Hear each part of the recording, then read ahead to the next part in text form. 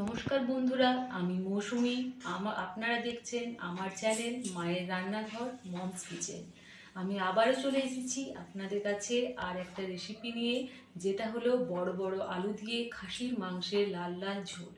এটা যদি আপনারা রবিবারে বানান তাহলে গরম ভাতের সাথে খেতে অপূর্ব লাগবে। অনায়াসে এক থালা ভাত সহজেই খেয়ে নেওয়া যাবে এবং এটা খেতে হয় দুর্দান্ত। এই রান্নাটা বানানোর জন্য আমি প্রথমেই নিয়ে নিয়েছি এখানে 500 গ্রাম খাসির মাংস, আর এখানে নিয়েছি বড় বড় করে এখানে তিনটে আলু, দুটা এখানে আমি তিনটে বড় সাইজের আলু দু টুকরো করে কেটে নিয়েছি। একটা বড় টমেটো কুচি করে নিয়েছি, আর এখানে বড় সাইজের পেঁয়াজ একটা কুচি করে নিয়েছি। এখানে নিয়েছি একটা পেঁয়াজ, একটা গোটা রসুন, আদা আর কয়েকটা কাঁচা লঙ্কা। এগুলো আমি এবার পেস্ট করে নেব। মশলাগুলো আমার পেস্ট করা হয়ে গেছে। এবার আমি পেস্ট করা মশলাটা মাংসটাতে মাখিয়ে নেব। আর দেব এর মধ্যে পরিমাণ মতো নুন,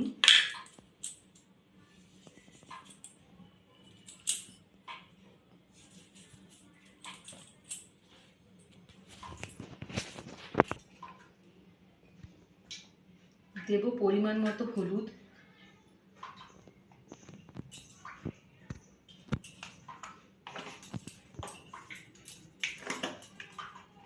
ধনে আর জিরে আমি একসাথে গুঁড়ো করে রেখেছি, সেটাও এর মধ্যে দিয়ে দেব। এটার মধ্যে দেব মিট মশলা,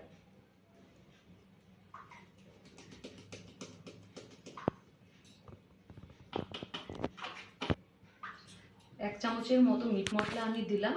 এবার দেব আমি সামান্য পরিমাণ কাশ্মীরি লঙ্কার গুঁড়ো।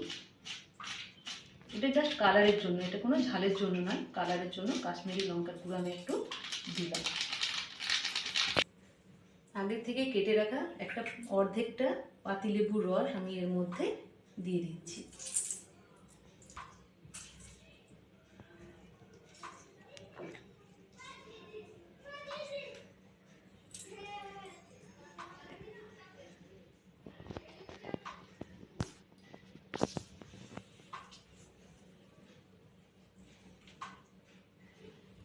আর দিচ্ছি সর্ষের তেল।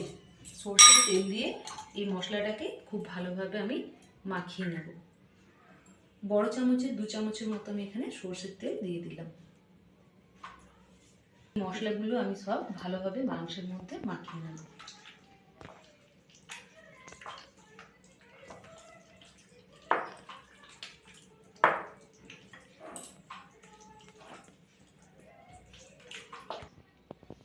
মাংসটা আমার ভালোভাবে মাখানো হয়ে গেছে। এবার এটা আমি ঢাকা দিয়ে রেখে দেবো।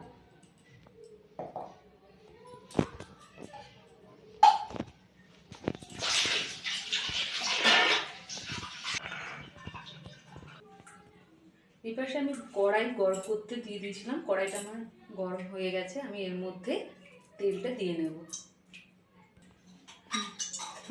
তেলটা আমার গরম হয়ে যাক, তারপর আমি এর মধ্যে আগে থেকে কেটে রাখা আলুগুলো ভেজে তুলে নেব। তেলটা আমার গরম হয়ে গেছে, আমি এর মধ্যে কেটে রাখা আলুগুলো এবার দিয়ে নিচ্ছি।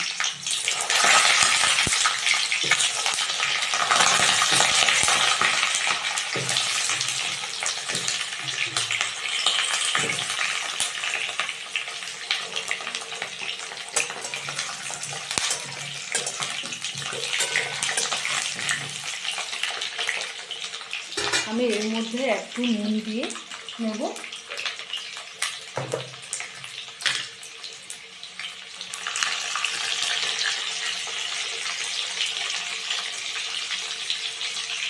আলুগুলোকে এবার আমি লাল লাল করে ভেজে নেব।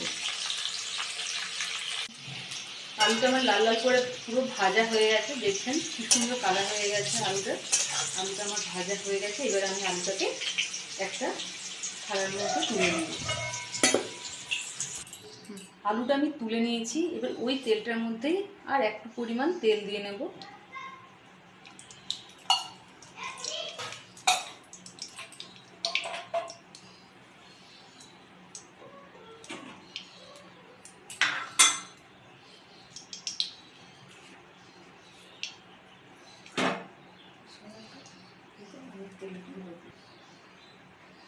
তেলটা আমার গরম হয়ে গেছে। আমি এবার এর মধ্যে গোটা দুটো তেজপাতা, একটা দারচিনি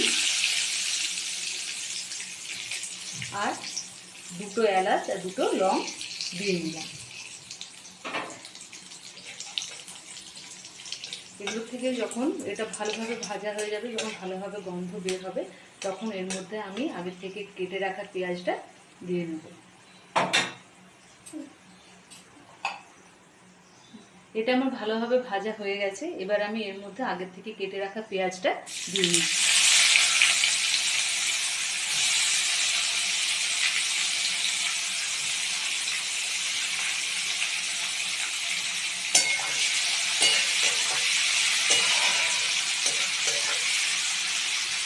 পেঁয়াজটা আমি লাল লাল করে ভেজে নেব, তারপর এর মধ্যে মাংসটা দেব। পেঁয়াজটা আমার লাল লাল করে ভাজা হয়ে গেছে। এবার আমি এর মধ্যে আগের থেকে ম্যারিনেট করে রাখা মাংসটা দিয়ে দেব।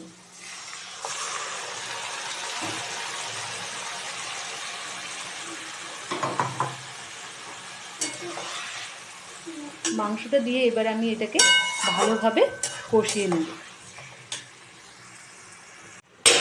আমি ঢাকাটা খুলে এবার দেখে নিচ্ছি, অনেকটা জল বের হয়ে গেছে।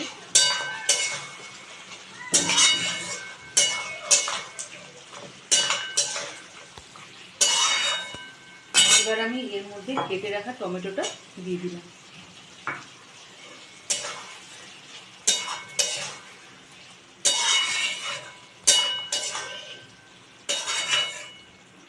ভালোভাবে কষিয়ে নিই ঢাকা দিয়ে, তারপর এর মধ্যে সেদ্ধ হওয়ার জন্য জল দিয়ে নেব।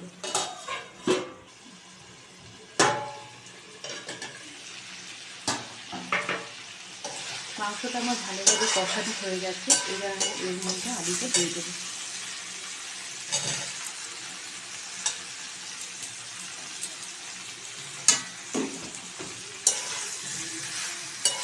আলুটা দিয়ে ভালোভাবে কষিয়ে নেব।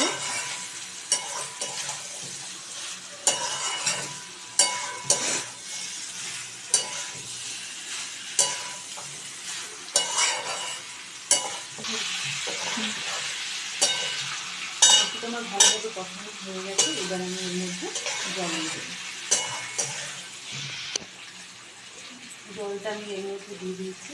যে বাটিটাতে ম্যারিনেট করেছিলাম সেটা ধুয়ে এটাতে আমি জল দিয়ে দিলাম।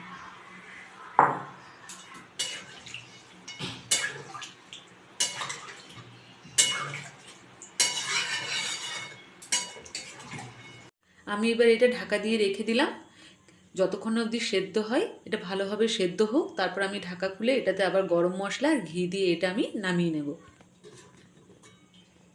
হ্যাঁ, এটা জলটা অনেকটা কমে এসেছে আর ভালোভাবে এটা নাড়ি পরিষ্কার।